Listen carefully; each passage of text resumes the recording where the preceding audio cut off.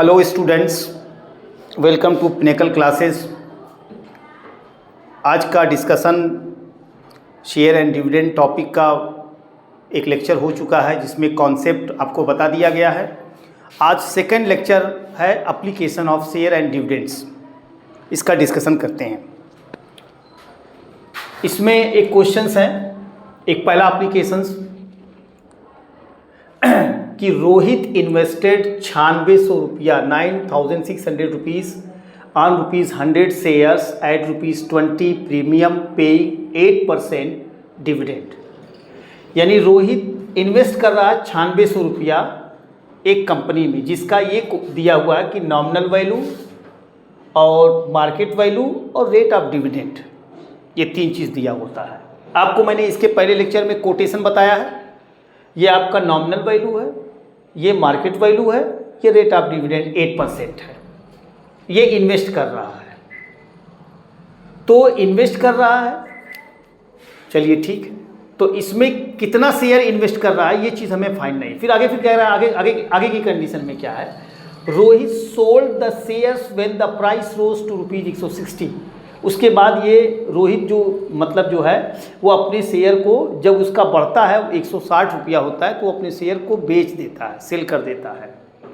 तो he invested the proceed in 10% ₹50 share at 40। फिर उसके बाद वो दूसरे कंपनी में इन्वेस्ट कर देता है। फिर ये क्वेश्चंस है। अब देखिए, इस क्वेश्चन को पहला पार्ट हम ये बताते हैं सबसे पहले लाइन में कि रोहित जो इन्वेस्ट कर रहा है 9600 रुपया 100 ये दिया हुआ है इस कंपनी में, रेट ऑफ डिविडेंड 8% है। सबसे पहले इसके कोटेशन को हम राइट कर लेते हैं। पहला काम ये, पहले 9600 रुपया क्या है, देखिए इसका इन्वेस्टमेंट है। इन्वेस्टमेंट 9600 है। नॉमिनल वैल्यू ऑफ 1 शेयर 100 है। मार्केट वैल्यू प्रीमियम है। मार्केट वैल्यू प्रीमियम माने एवब होता है 1 शेयर की मार्केट वैल्यू यानी 20 रुपीज़ है, तो नॉमिनल वैल्यू 100 है, तो प्रीमियम 120 हो जाएगा। 120 हो गया market value. Rate of dividend पहले आप ऐसे नोट कर लीजिए। जब आप नोट कर लेंगे तब आपको थोड़ा सा आसानी होगी समझने में, क्वेश्चन लगाने में। देखिए, अब सबसे पहले जो इन्वेस्टमेंट कर रहा है किस मार्केट वैल्यू पे, 120 रुपया। यानी जो इन्वेस्ट कर रहा है तो कितना शेयर उसने इन्वेस्ट किया, नंबर ऑफ ओरिजिनल शेयर कितना होगा।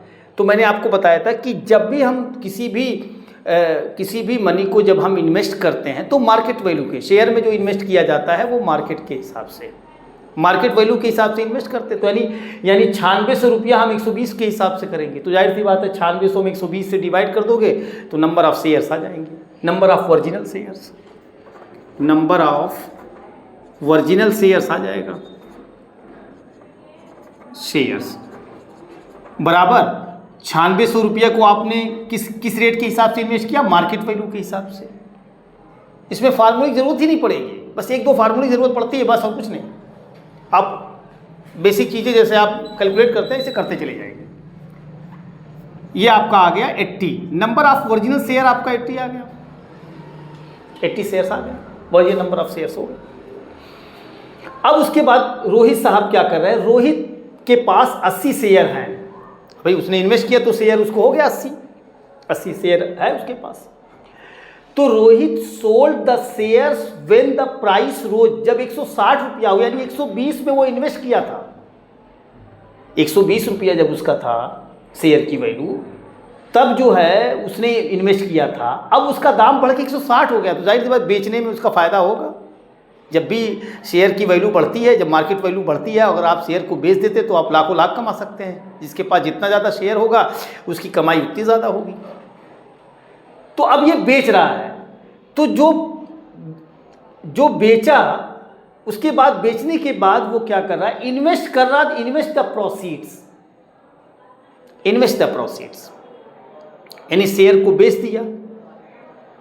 जब शेयर को बेच दिया, ठीक है ना, तो उसको पास बेचने पे कितना पैसा मिला, अमाउंट कितना मिला, अमाउंट किसको मिलेगा, रोहित को मिलेगा ना, अपने शेयर को सेल कर रहा है, यानी परचेसिंग करने के बाद जो सेल करने के बाद जो अमाउंट मिलेगा, है ना। तो यहाँ पे लिख दीजिए कि रोहित का अमाउंट, है ना, amount by sold the shares, ठीक है ना, सोल्ड द शेयर्स, यानी शेयर को सोल्ड करने के बाद उसका अमाउंट कितना मिला, या अमाउंट, है ना, अमाउंट लिख दीजिए खाली, कोई जरूरी नहीं है, अमाउंट कितना मिला, अमाउंट कितना मिला। आपने कितने शेयर को बेचा है, आपने 180 शेयर को 160 के हिसाब से बेचा, तो 80 में 60 का मल्टीप्लाई कर दीजिए 160 का, तो ये आपका हो जाएगा 12,800 अमाउंट। इतना अमाउंट उसको मिला,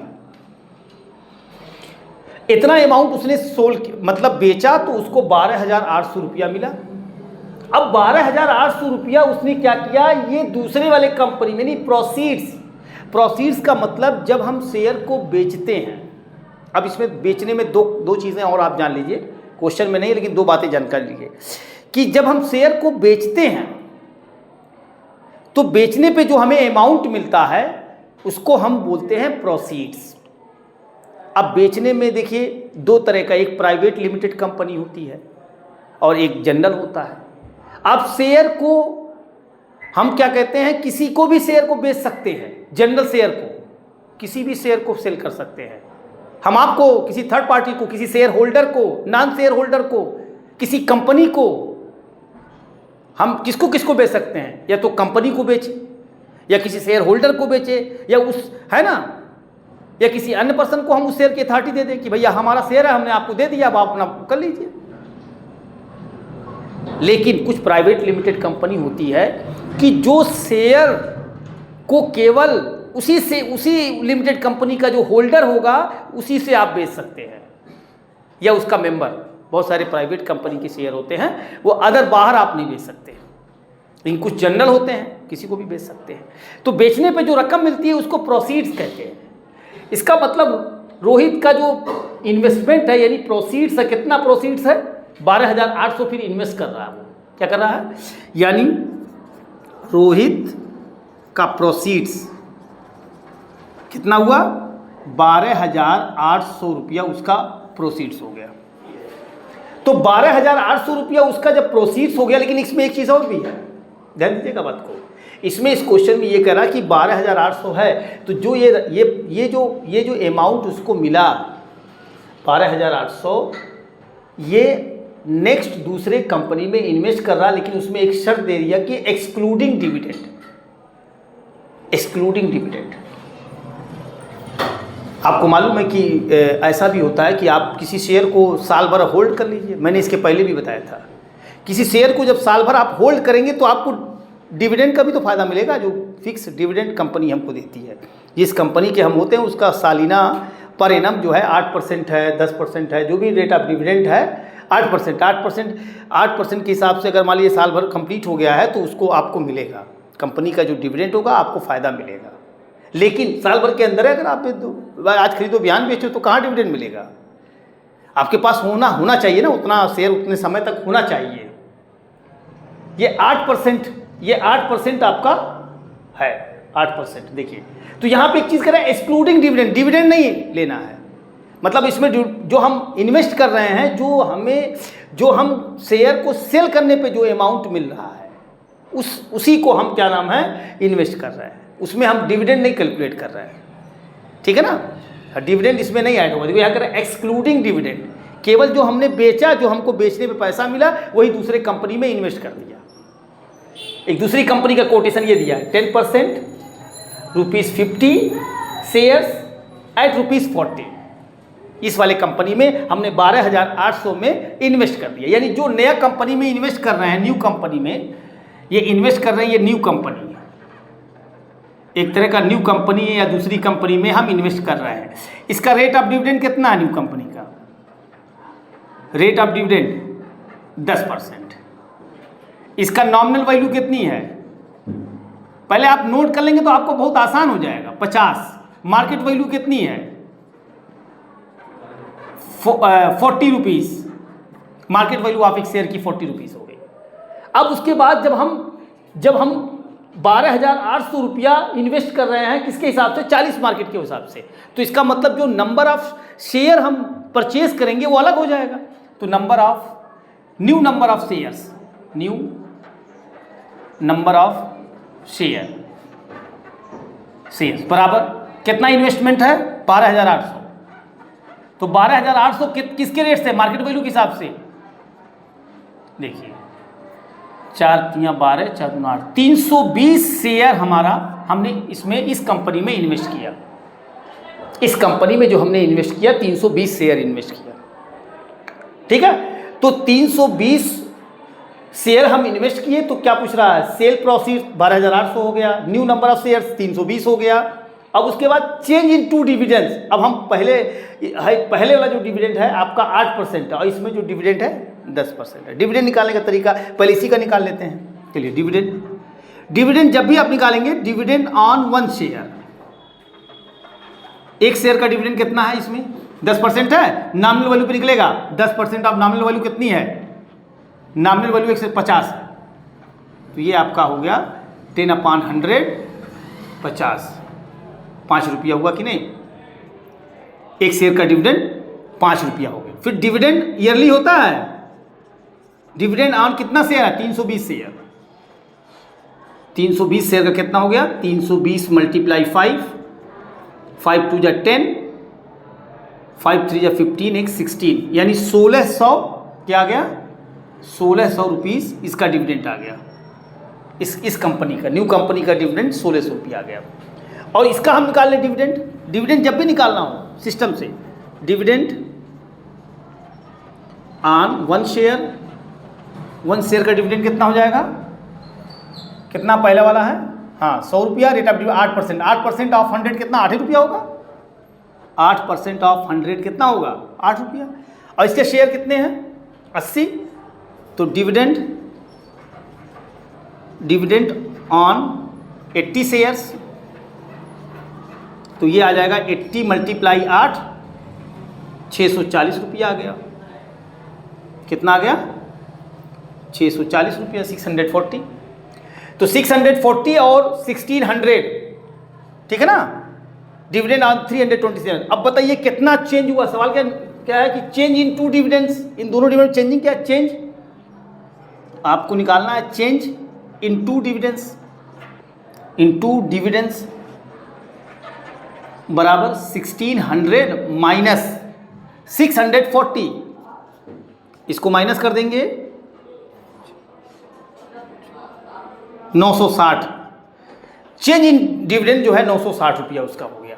यानी अगर वो अब इस जो रोहित साहब की होशियारी ये है कि अगर ये पहले कंपनी में रहते तो कितना फ़ायदा मिलता, 640 रुपया फ़ायदा मिलता।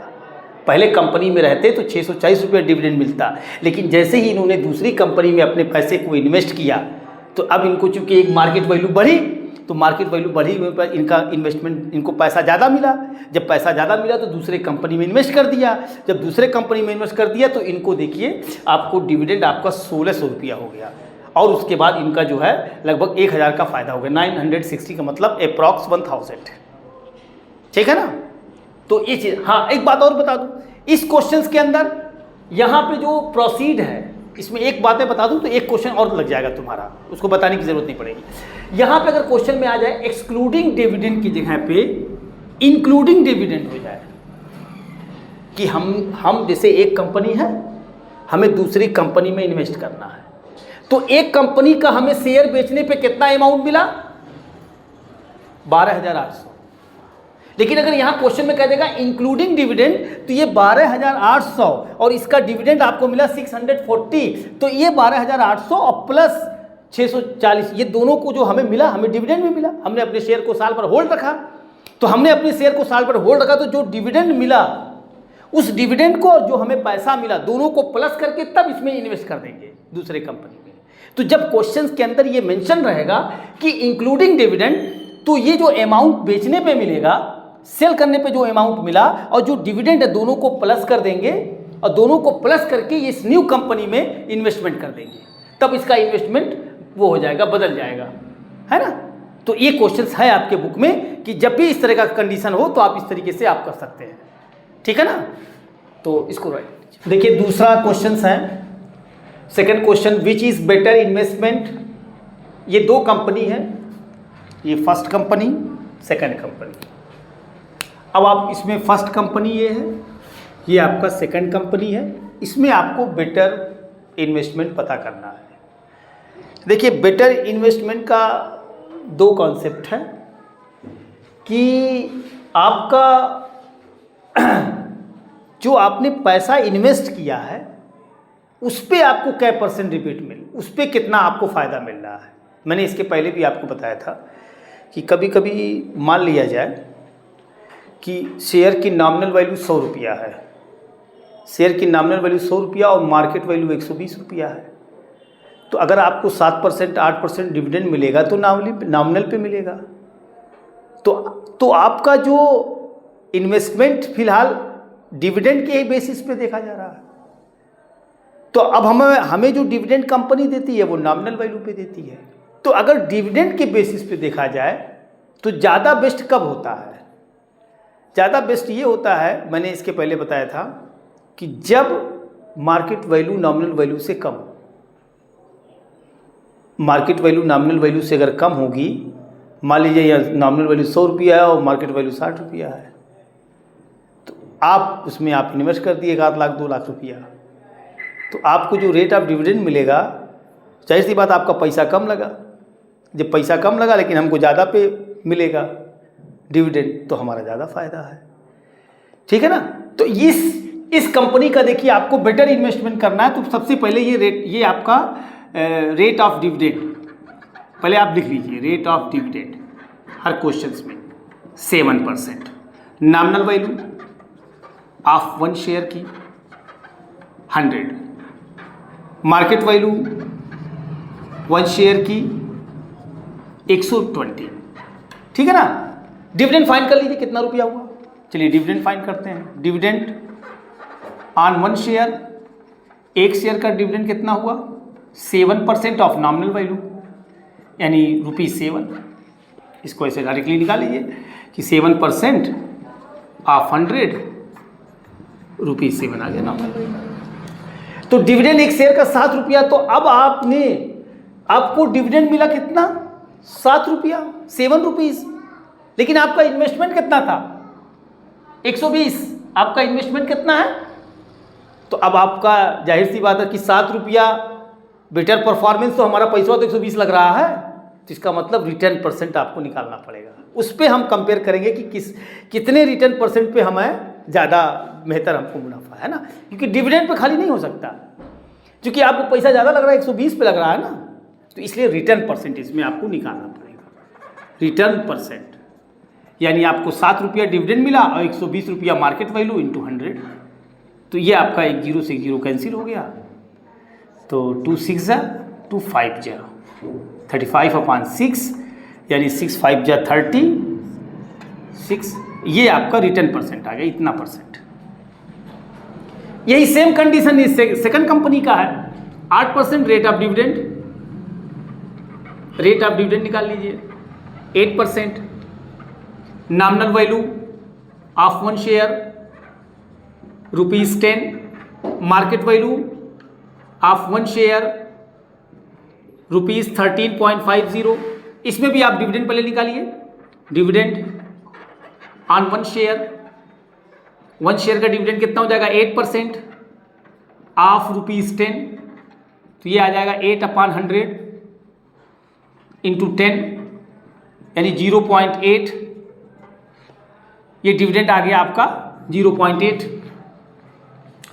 0.8 है तो 8/10 नहीं, क्योंकि यहाँ फ्रैक्शन है, फायदा नहीं है, 8/10 ही रहने दीजिए, ठीक है ना, रुपीज़। अब आपको रिटर्न परसेंट इसमें निकालना, रिटर्न परसेंट। तो रिटर्न परसेंट आपका जो है dividend upon investment, market value क्या है? हाँ, तो 8/10 ये आपका रिटर्न हो गया, अपॉन मार्केट वैल्यू कितना है? 13.50, ठीक है। 13.50 इंटू 100। अब आप देखिए, अब यहाँ पे एक जीरो से मल्टीप्लाई 130.1 कितना हो जाएगा, 135.0 जगह यानी 135, इसका पॉइंट हट जाएगा। चलिए हटा दीजिए, 135 आ गया, 135.0 आएगा तो 0.0 का मतलब 135 इंटू 100। अब इसको काट दीजिए, 5 दूना 10, 5 सत्ते 35, 5 दूना 10 20, 160/27। 160 में 27 का डिवाइड कर देंगे, 27 5 बाई जाएगा, 5 सत्ते 35, 15 से 13, 10 में से 5 के 5 में 3 के 2 25। बस ये आपका आ गया 5 सही 25/27%। देखिए ये आ गया। इसमें रिटर्न परसेंट आपका आ गया 5/6। इसमें आपको रिटर्न परसेंट आ रहा 5, तो दोनों में 5 बराबर है। चूंकि फ्रैक्शन में आप जानते हैं कि ये होल है, फ्रैक्शन में इसको होल कहा जाता है, ये होल है, फ्रैक्शन में ये होल है, ये होल है। अब इसको कंपेयर कर रहे हैं तो ये 5 सेम हो गया। और जब 5 सेम हो गया तो अब आपको ये पता करना कि कौन सा रिटर्न परसेंट ज़्यादा है, 5/6, 25/27। इसको पता करने का एक टेक्निक मैंने आपको बताया था इसके पहले। एक टेक्निक क्या इसमें है, इसको बहुत आसानी से आप पता कर सकते हैं कि 5/6 यहाँ पे है और यहाँ पे 25/27 है। ठीक है, इसमें आपको कौन सा ग्रेटर है, क्योंकि ये 5 तो सेम हो गया। अब इसमें ग्रेटर पता करने के लिए क्रॉस मल्टीप्लाई कर दीजिए। ऐसे 5 सत्ते 35, 5 10 13 135 और 25 6 150। इसका मतलब ये बेटर है, इसका मतलब ये इससे कंपेयर से ये मतलब हो गया कि 5/6 25, हाँ 25/27 ये मोर है, ये मोर हो गया। इसका मतलब जो बी कंपनी है, जो बी कंपनी है वो बेटर आपको दे रही है। यानी बेटर इन्वेस्टमेंट कौन सा है, तो बेटर इन्वेस्टमेंट में आप लिख सकते हैं कि second case is better, second case is better investment ये हो गया। ओके, देखिए एप्लीकेशन 3 एग्जाम्पल 3 है। ये क्वेश्चन थोड़ा सा है ठीक ठाक है। इस क्वेश्चन को बता दीजिए, by purchasing ₹25 gas shares for ₹10 each, a man get 4% profit on his investment. What rate percent is the company paying? What is his dividend if he buys 60 shares? देखिए, सबसे पहले वो परचेज कर रहा है कितने में, 10 रुपये में, फॉर ₹10 ईच। पहले इसको पहचानेंगे क्वेश्चन के अंदर कि कितने में परचेज कर रहा है, 10 रुपये में परचेज कर रहा है। यानी मार्केट वैल्यू ऑफ 1 शेयर की ₹10 है और बाई परचेज ₹25 गैस शेयर्स, इसका मतलब ये नॉमिनल वैल्यू है। नॉमिनल वैल्यू ऑफ 1 शेयर ₹25 और उसको जो 4% प्रॉफिट मिल रहा है वो रेट ऑफ डिविडेंड नहीं है, वो आपका इन्वेस्टमेंट रिटर्न परसेंट है। रिटर्न परसेंट बराबर 4% है। जो इन्वेस्टमेंट पे जो प्रॉफिट मिलता है उसे रिटर्न परसेंट बोलते हैं। तो सबसे पहले रेट ऑफ डिविडेंड पूछ रहा है, कंपनी जो पे करेगी रेट ऑफ डिविडेंड आपको फाइंड करना है। ये पहला क्वेश्चन हो गया, रेट ऑफ डिविडेंड। ठीक है, देखिए इस क्वेश्चन को लगाने के लिए आप रिटर्न परसेंट का फार्मूला अप्लाई करेंगे। एक शेयर पे लगाएंगे, देखिए ध्यान से। सबसे पहले रिटर्न परसेंट का फार्मूला क्या है, रिटर्न परसेंट बराबर डिविडेंड अपॉन इन्वेस्टमेंट इंटू 100, ये formula return percent. Return percent कितना है, 4, तो यहाँ 4 लिखा जाएगा, ये अपॉन 100 होता है ना 4%। डिविडेंड, इन्वेस्टमेंट आपका मार्केट वैल्यू, एक शेयर की मार्केट वैल्यू 10 है, इंटू 100 यानी 4/10 बराबर डिविडेंड आ गया, यानी 0.4 रुपीस ये आपका डिविडेंड आ गया। मैंने आपको बताया था कि डिविडेंड आपको 0.4 रुपीस आ गया, तो इसमें रेट ऑफ डिविडेंड पूछ रहा है ना, तो रेट ऑफ डिविडेंड बराबर क्या होगा, रेट ऑफ डिविडेंड बराबर dividend upon nominal value into 100, ये फार्मूला होता है, डिविडेंड अपॉन नॉमिनल वैल्यू एक इंटू 100। ठीक है, डिविडेंड आपका 0.4 है, नॉमिनल वैल्यू आपकी कितनी है 25 इंटू 100, इसका मतलब 1.6% ये रेट ऑफ डिविडेंड आ गया, 1.6%, 1.6% ये आपके आ गया रेट ऑफ डिविडेंड। ठीक है, और एक डिविडेंड का 0.5 है, ये डिविडेंड ऑन 1 शेयर है, शेयर। अब ये कह रहा है कंपनी, फिर कह रहा है कि what is his dividend if he बाइस, अगर मान लिया जाए 60 शेयर वो खरीदा होता तो एक शेयर की खरीदने पे उसको डिविडेंड 0.4 मिल रहा है, तो 60 शेयर खरीदने में 60 से मल्टीप्लाई कर देंगे, इसका मतलब if you 60 shares dividend on 60 shares, 60 shares का डिविडेंड कितना हो जाएगा, 60 मल्टीप्लाई 0.4, इसका मतलब 24 रुपये आपको मिलेगा।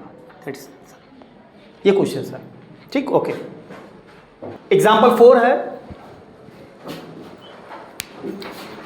ए dividend of 9% was declared on ₹100 shares selling at a certain price, if the rate of return is 7.5%, calculate the market value of share, the amount to be invested to obtain an annual dividend of ₹660। सबसे पहले इस question में देखते हैं क्या दिया, dividend, rate of dividend 9%, rate of dividend 9%, nominal value of 1 share 100। अभी करें सर्टेन प्राइस पे सेल कर रहा है लेकिन वो नहीं दिया है, तो उसको लेट करेंगे market price, market value of 1 share ₹X। If the rate of return percent कितना दिया है, रिटर्न परसेंट 15/2%।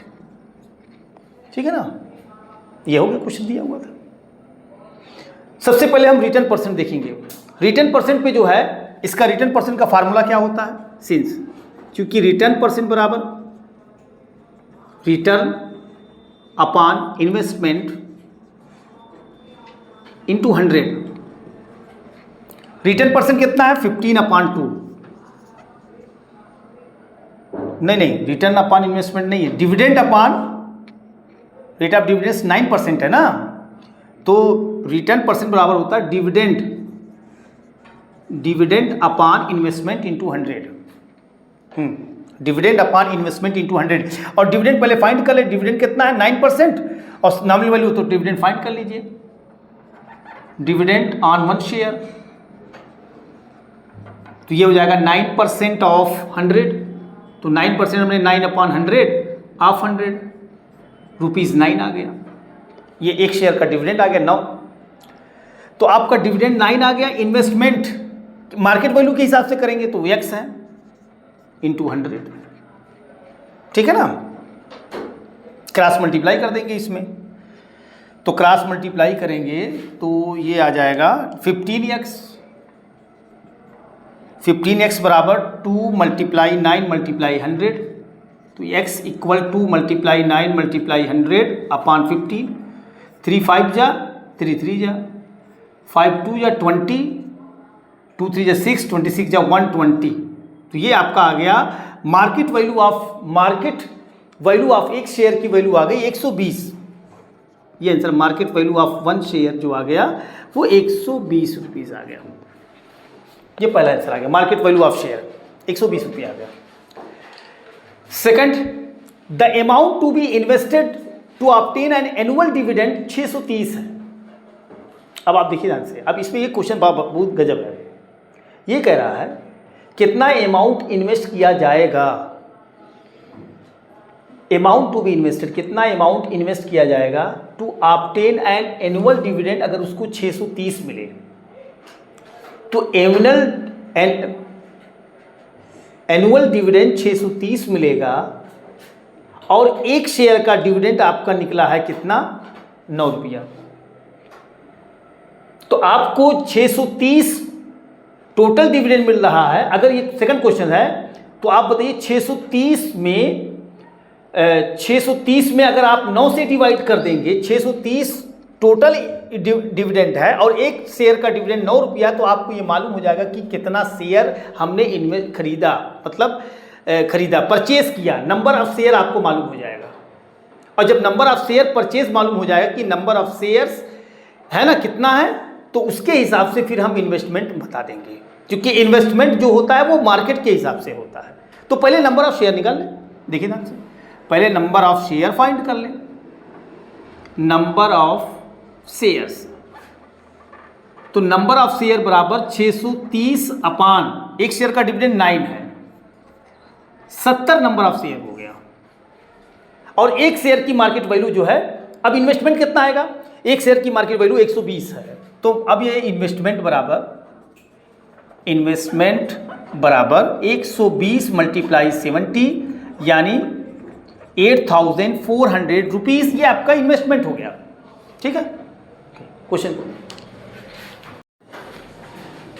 देखिए एग्जाम्पल 4, ये सेकंड लेक्चर आपका फर्स्ट लेक्चर में आपका कॉन्सेप्ट ऑफ डिविडेंड था, शेयर एंड डिविडेंड का, और सेकंड लेक्चर में आपका हमने application of share and dividend का डिस्कशन किया है, खासतौर पे for class ICSE board class 10th student के लिए।